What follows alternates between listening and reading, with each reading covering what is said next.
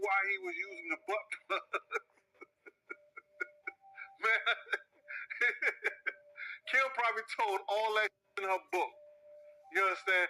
That up and got missing the day she died. Diddy's former bodyguard, Gene Deal, is finally setting the record straight on rumors that Diddy killed his ex-girlfriend, Kim Porter, to stop her from revealing his dark secrets. Kim was reportedly writing a tell-all book before she died, and according to Gene, she was planning to dish all the dirt on Diddy. But that's not all. Gene also revealed that Kim was terrified of Diddy because he emotionally and physically harmed her throughout their relationship. Fans are now saying Kim Porter's case needs to be reopened because the official story of how she died makes no sense at all. Kim wasn't taking it from her. So my whole thing about it is that it was always a between those two. Another day, another allegation against Sean Diddy Combs. Rumors about Diddy being involved in the death of his ex-girlfriend, Kim Porter, are nothing new. However, this story just took another disturbing turn after Diddy's former security, Gene Deal, spilled the tea on Diddy and Kim's toxic relationship. To give you some context, Kimberly Porter was an actress and model who had an on-again, off-again relationship with Diddy for 13 years. Before she met Diddy, Kim was briefly married to singer-songwriter Al B. Sure, and Al helped Kim move to New York to pursue her modeling career. But what's funny, I posted something the other day. Yeah. Talking about my ex-wife. Yeah, I said it, my ex-wife. Kim Porter. Nobody knew. Because we didn't discuss being married. We didn't discuss it. In 1991, Kim gave birth to Al's son, Quincy. And though Al and Kim broke up shortly after, they continued to support each other. And Al always spoke highly of Kim. Yeah, his mom was, my first love. Right. When I brought her here from Columbus, Georgia to New York, and we made an amazing young man. However, while Kim and Al were still dating, Kim caught Diddy's eye, and he started plotting how to get close to her. The late Andre Harrell, the founder of Uptown Records, decided to hire Kim as his assistant, and that's when Diddy started courting her. And though Kim initially wasn't interested in Diddy, Kim's friend, Jessica Rosenblum, claimed that Diddy just wouldn't take no for an answer. If he wanted something, he never let go until he got it, Jessica said. Kim and Diddy officially started dating in 1994, and 4 years later, they welcomed their first child, a son named Christian Casey. However, the same year Christian was born, Kim broke up with Diddy after she learned he started an affair with Jennifer Lopez while she was pregnant with Christian. Diddy and J-Lo dated for 2 years before J-Lo dumped him in 2001 after discovering he had been entertaining other women, and allegedly other men as well. And unfortunately, Kim decided to give Diddy another chance, and they eventually reconciled. In 2006, Kim and Diddy welcomed 2 more children, twin daughters Delilah Starr and Jessie James. However, their relationship was getting increasingly more toxic, and in 2007, they broke up for the last time. It was later revealed that Kim called it quits with Diddy after she found out he had welcomed a secret love child with his longtime associate, Sarah Chapman. But despite all the drama, Kim agreed to co-parent with Diddy, and according to Diddy's ex-girlfriend, Cassie, Kim was an amazing mother. However, staying close to Diddy for all those years also meant that Kim knew all of his secrets, and she was reportedly planning to write a tell-all book. But then, a tragedy struck. On the morning of November 15th, 2018, Kim was found unresponsive in her LA home, and by the time the paramedics arrived, it was already too late. Diddy's ex, Kim Porter, is found dead at 47. E! News can confirm that the model and actress who dated Sean Diddy Combs for 13 years was found dead at her home in Los Angeles. Emergency dispatch was reportedly called to Porter's home to treat a patient in cardiac arrest. Although a cause of death has yet to be determined, Kim had reportedly been suffering from pneumonia for several weeks.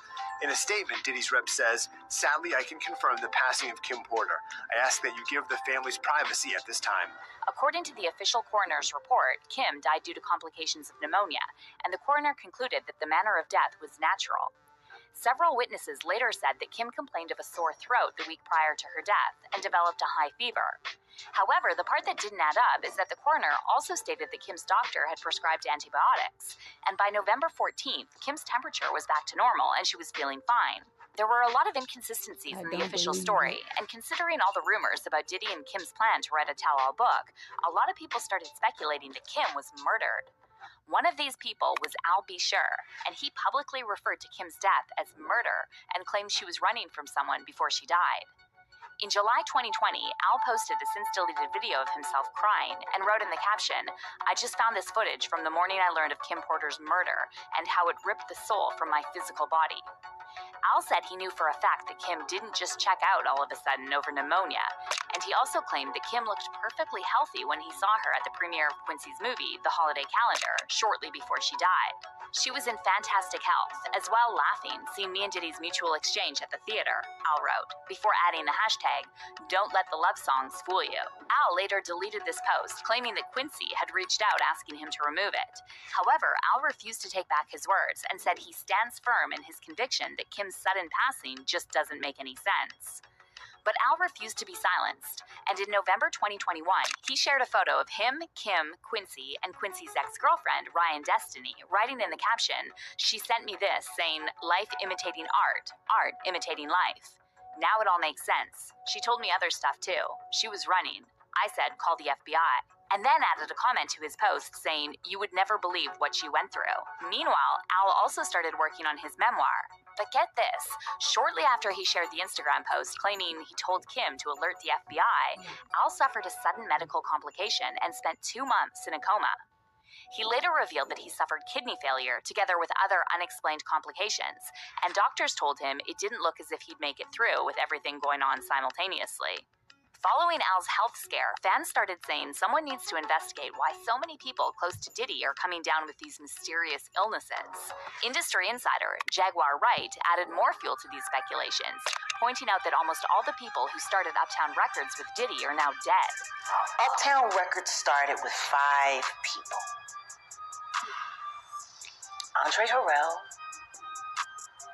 Al B. Sure, Heavy D, and Puffy.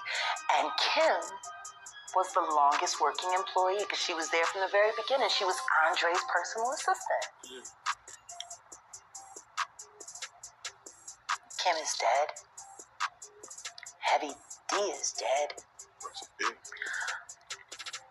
Andre Harrell is dead.